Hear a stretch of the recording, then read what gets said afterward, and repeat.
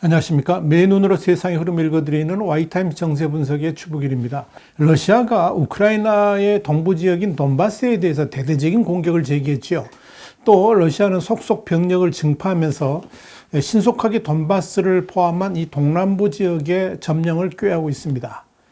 미국 국방부 고위 관리는 19일 러시아가 우크라이나 동부 남부 전선에 투입한 전술대대단, 이걸 BTG라고 그러는데, 이 전술대대단 수가 지난 24시간 동안에 2개가 늘어나가지고 총 78개로 파악됐다라고 밝혔습니다. 러시아군은 이 돈바스 공격을 앞두고 기존의 65개 전투부대를 76개로 11개 늘린 데 이어서 재차 병력 보강에 나선 겁니다. 현재 이 러시아군의 규모는 전쟁 초기 러시아 전투부대가 700에서 800명 정도의 병사로 구성됐다는 것을 근거로 해봤을 때 현재 러시아 병력은 한 5만 5천에서 6만 2천 명 수준에 이를 것으로 AP통신은 추정을 했습니다. 또한 AFP통신은 이 러시아군이 정규군 외에도 1만에서 2만 명 정도의 외국 용병을 돈바스 지역에 투입한 상태다, 이렇게 유럽 당국자의 말을 인용해서 보도를 했습니다. 이들은 러시아 용병 기업인 와그너 그룹을 비롯해 가지고 시리아하고 리비아에서 소집된 전투원으로 구성된 것으로 보입니다. 이들 용병은 대부분 중화기나 무장 차량이 없는 보병 병력일 것으로 추정을 했습니다. 자, 그런데요, 여러분, 이 러시아의 우크라이나 침공 1단계에서 사실상 대패를 당한 러시아군이 전열을 재정비해 가지고 남동부 지역에 이제 전력을 집중하면서 재공세를 하는 근본적인 목적, 이건 크림반도, 그러니까 크림반도라고 했었죠. 이 크림반도와 돈바스 지역을 연결하는 육로 회랑의 건설인 것으로 보입니다. 우크라이나 국방부는 현지 시간으로 19일 브리핑에서 이같이 밝히면서 이 러시아군이 동부 전역 480km 전선을 따라서 대규모의 지상 공격을 해오고 있다고 밝혔습니다. 우크라이나 국방부는 이어서 러시아군은 우크라이나군의 진지를 돌파하려고 하고 있고 이 마리우폴을 완전히 통제하려는 노력을 멈추지 않고 있다고 덧붙였습니다. 러시아군이 이렇게 집요하게 마리우폴을 공략하는 건 이 지역이 러시아가 지난 2014년 무력으로 병합한 우크라이나 크림반도와 또 친러시아 분리주의 반군이 장악하고 있는 우크라이나의 동부 돈바스 지역을 연결하는 이 요충지이기 때문에 그렇습니다. 마리우폴은 행정적으로는 우크라이나 도네츠크주에 속합니다. 현재 러시아군은 마리우폴의 대부분 지역을 장악했지만 50일 넘게 이곳을 수비해온 아조우 연대와 제36 해병여단이 이 아조스탈 제철소에서 끈질기게 러시아군에 저항하고 있습니다. 이 러시아군이 이렇게 동남부 지역에 대한 대대적인 공세에 나서고 있습니다만은 해외 군사 전문가들을 비롯한 일각에서는 이번 공격이 훨씬 더 큰 공격의 단지 예비 단계일 뿐이다, 이렇게 보는 사람들도 있습니다. 미국의 뉴욕타임스는 미국 시간으로 19일 이런 보도를 했습니다. 러시아가 우크라이나 침공 뒤에 1단계 작전을 마무리하고 돈바스 지역에 전력을 집중하겠다고 선언한 지 24일 만에 2단계 작전에 돌입을 했지만 이 러시아군의 공격은 그동안 서방 세계가 예상했던 전면 공격에는 훨씬 못 미치는 것으로 보인다라고 분석을 한 겁니다. 뉴욕타임즈는 이어서 이 러시아군은 아직도 추가로 돈바스 지역 남동부로 병력과 장비를 여전히 이동시키고 있다는 사실에 주목을 하면서 이 돈바스 공세는 이미 시작되었지만 앞으로 며칠 후면 러시아군의 공격 강도가 더 강해질 수도 있다라고 전망을 한 겁니다. 이와 관련해서 존 커비 미국 국방부 대변인도 현재 보이는 것은 여건 조성 작전의 일부분으로 여겨진다, 이런 말을 하면서 이 러시아는 병력과 조력자, 지휘 통제 역량을 더 많이 투입함으로써 궁극적인 지상작전 성공이 필요한 조건을 계속 조성해 나가고 있다라고 평가를 했습니다. 그러니까 아직 본격적인 총공세가 시작되지 않았다라고 판단하고 있다는 겁니다. 그러나 이와는 다른 시각도 있습니다.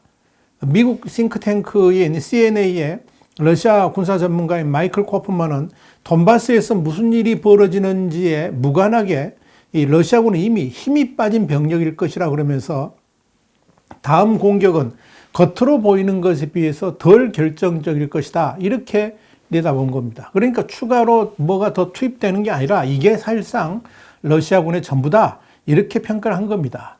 자, 그렇다면 무엇이 진짜 러시아군의 모습일까요? 영국의 텔레그래프지는 현지 시간으로 19일 이런 보도를 했습니다. 돈바스 등 동남부 지역에 대해서 대대적인 공격을 시작한 러시아군이 과연 지난 1단계 작전과는 달리 우크라이나군을 확실하게 제압할 수 있을 것인지에 대해서 의심의 눈초리를 보내고 있습니다. 우선 러시아군이 너무 서두르고 있다라고 봤습니다. 미국 국방부 고위 관리에 따르면 이 벨라루스에서 러시아군 최소 22개 대대 전술단 한 1만 5천 명이 재편성 과정을 거치고 있는데 이 재편성 과정에 사실상 전투에서 망가진 차량을 고치고 다친 군인들을 회복시키고 또 보병과 탱크와 엔지니어 등 이런 인원을 조정하기 위해서 전투 부대를 재구성하는 것이라는 거죠. 이런 점에서 어쩔 수 없이 시간이 걸릴 수밖에 없다는 겁니다. 텔레그래프지는 그러면서 1단계 전투에서 실패한 러시아군은 이런 재편성 작업을 하고 나서 그렇게 하고 나서도 최소한 수주간 훈련을 해야 된다는 겁니다. 이건 오케스트라가 불협화음을 내지 않도록 연습하는 것 같이 새로 편성된 부대도 조율이 필요하기 때문에 그렇다는 거죠. 그런데 이 한 서방 관리가 가장 기초적인 수준을 갖추는데 최소 3주 정도는 걸려야 된다라고 말을 했는데 러시아군은 지금 너무 서두르고 있다. 이렇게 평가를 한 겁니다. 텔레그래프지는 이어서 남부 마리우폴의 9개 전술대대는 이 우크라이나의 저항을 마지막까지 쥐어짜는 무의미한 임무를 하느라고 소진됐고 이로 인해서 당연히 이 돈바스 작전에 들어갈 대세를 바로 갖추지 못했을 것이다. 이렇게 단정을 했습니다. 그러면서 2차 대전 전승 기념일인 5월 9일까지 성과를 보여주려는 블라디미르 푸틴 러시아 대통령이 열망에 맞추느라고 충분한 재정비도 하지 않고 무턱대고 전장에 투입되고 있다라고 지적을 한 겁니다. 텔레그래프지는 또 이 러시아가 급하게 돈바스 지역을 공격하려고 하면 휴식과 병력 재편 등을 충분히 할 수 없다. 그렇게 말을 하면서 러시아가 돈바스 지역 공격을 서두르면 우크라이나에 유리할 수 있다는 분석도 나온다라고 꼬집었습니다. 텔레그래프지는 특히 지금은 돈바스를 공격하는 데 있어서 시점이 좋지 않다. 그러면서 돈바스의 특성상 여름이 다가오면서 땅이 굳어지면 탱크와 장갑 차량이 평야에서 더 속도를 낼 수 있다는 점을 감안해야 된다라고 했습니다. 당연히 러시아군 지휘관들은 휴식과 훈련할 시간을 간절히 바랄 것이지만 푸틴 대통령은 그들의 바람을 받아줄 것 같지 않기 때문에 또다시 무리하게 2단계 전투에 나설 수밖에 없었을 것이다. 이렇게 분석을 한 겁니다.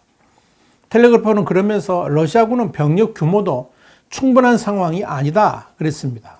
그러면서 이 러시아가 우크라이나를 처음 침공했을 때는 서방 관리들이 얘기한 숫자는 125개 대대였는데 이 미국 관리들에 의하면 러시아는 현재 우크라이나에 78개 전술 대대를 배치했고 그것도 지난 주말에 11개가 증강되어서 그렇다라고 밝혔습니다. 결국 많이 줄었다는 이야기죠. 그런데 문제가 되는 게 뭐냐면 이번에 늘어난 11개 대대가 어떻게 구성되어 있느냐 하는 거죠. 징집병이거나 구성이 잘못됐을 경우에는 숫자가 늘어났다는 것 자체가 별로 의미가 없다 하는 이야기입니다. 실제로 영국의 더 타임스는 지난 3월 31일자에서 우크라이나 전쟁에 사망한 상당한 러시아 군인들이 전투 훈련도 제대로 받지 못한 징집병들이었다 그러면서 이 현재 최전방에 내몰린 러시아 군들 상당수가 10대 신병일 것이라고 추정을 했습니다. 또 다른 영국 매체인 데일리 메일도 지난 17일 복수의 국제인권단체 관계자들의 발언을 인용해서 이 우크라이나 전쟁에 사망하거나 부상당한 약 3만 명의 러시아 군인을 대체하기 위해서 러시아 당국이 16살 청소년을 징집하고 있다라고 보도를 했습니다. 이런 측면에서 텔레그래프는 러시아가 우크라이나에서 가용한 병력이 5만 명이 안 되는데 그 중에서도 훈련도 제대로 안 받은 징집병이 존재한다면 이 러시아군의 군사력은 문제가 될 수밖에 없다라고 본 겁니다. 특히 텔레그래프는 우크라이나의 정예 군대는 4만 명으로 러시아군의 이런 숫자는 방어군을 압도하기 위해서 필요한 비율인 3대1에 크게 못 미친다, 미달한다 그랬습니다. 그러면서 우크라이나 지형과 군의 기술 등을 감안하면 최소 5대1은 필요하다라고 지적을 한 겁니다. 자, 그렇다면 새로 임명된 알렉산드르 드보르니코프 러시아 사령관은 이런 약점을 극복하기 위해서 묘수를 써야 될 텐데 과연 그런 수가 러시아 군에게 있을지는 의문이다 하는 이야기입니다. 또 다른 변수가 하나 있는데 이게 뭐냐면 우크라이나 군에게 얼마만큼의 병참 지원이 이루어질 수 있을 것인가의 문제입니다. 텔레그래프는 우크라이나로서도 서방이 약속한 무기를 빨리 받아서 배치하는 것이 중요하다고 지적을 했습니다. 우크라이나 10개 여단은 통제선을 따라서 땅을 깊이 파고 숨어 있고 지휘소는 요새화된 지하 주차장과 닮았다 그랬습니다. 그러면서 이 러시아군이 이 진지를 무너뜨린다면 우크라이나가 지역에서 버티기는 어려워질 것이다 이렇게 봤습니다. 그래서 우크라이나군은 진지를 사수하기 위해서 대전차 무인기인 스위치 드론 등을 준비해서 전장 위를 배회하고 고가치 표적을 공격하려고 하고 있다고 분석한 겁니다. 미국을 비롯한 서방 진영도 이런 현실 때문에 19일 긴급히 이 화상회의를 열고 이 우크라이나에 대한 지원과 대러시아 추가 제재 문제에 대해서 논의를 했습니다. 미국은 일단 155mm 곡사포, 또 구소련체 Mi-17 수송 헬기, 그리고 M113 장갑차, 공격용 드론 스위치 블레이드 등 화력이 강한 무기들을 대거 공급하기 시작했습니다. 또한 우크라이나가 공군력 강화를 위해서 그토록 원했던 전투기도 최근에 지원받은 것으로 확인이 됐습니다. 존 커비 미국 국방부 대변인은 19일 브리핑에서 이 우크라이나가 공군력을 강화하기 위해서 전투기와 그 부품들을 받았다라고 확인해 줬습니다. 영국도 우크라이나에 초고속 미사일을 발사할 수 있는 대공 장갑차인데요. 스토머 몇 대하고 병력 수송 차량 120대를 추가로 보내기로 했습니다. 이 스토머는 스타스트릭 미사일을 17발을 발사할 수가 있습니다. 우크라이나 전투 현장에서 시속 80km로 이동해가지고 공격하고 빠르게 빠져나올 수도 있고 조작 인력은 그런데도 불구하고 3명이면 족합니다. 독일의 올라프 숄츠 총리도 19일 우크라이나 동부 돈바스 지역에 대한 러시아군의 대대적인 지상 공격이 예견 대로 시작되면서 우크라이나 전쟁이 새로운 단계에 진입했다 그랬습니다. 그러면서 우크라이나에 대한 무기 지원이 지체 없이 이루어져야 되고 무기들은 지체 없이 사용이 가능해야 된다고 말을 했습니다. 자, 이렇게 우크라이나에 대한 서방 세계 무기 지원이 막강하게 이루어지면서 이 러시아군의 대대적인 공세를 상당 부분 방어해낼 수 있을 것으로 보입니다. 현재 상황으로 보면 러시아군은 5월 9일에 전승 기념일 일정에 맞춰서 대대적으로 공세를 펴고 있습니다만은 우크라이나군의 방어 또한 만만치가 않습니다. 이런 점에서 푸틴의 뜻대로 이루어질 것이라고 보지는 않습니다. 이게 지금 우크라이나의 전장 상황이다. 이렇게 정리할 수가 있겠습니다. 와이타임 정세 분석이었습니다. 다음 시간에 다시 뵙겠습니다. 감사합니다.